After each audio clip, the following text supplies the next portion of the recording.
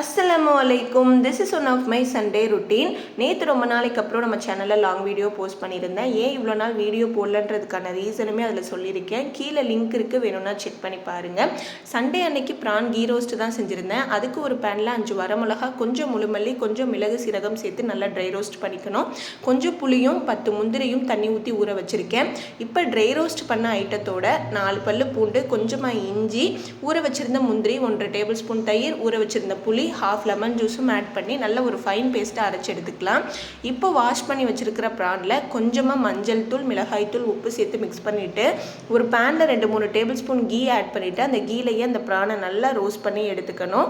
ரோஸ்டான ப்ரானோட நம்ம அரைச்சி வச்சுருக்க அந்த மிக்சரையும் சேர்த்து நல்லா மிக்ஸ் பண்ணிவிட்டு கொஞ்சம் தண்ணி ஆட் பண்ணி லிட் க்ளோஸ் பண்ணி வச்சிடணும்.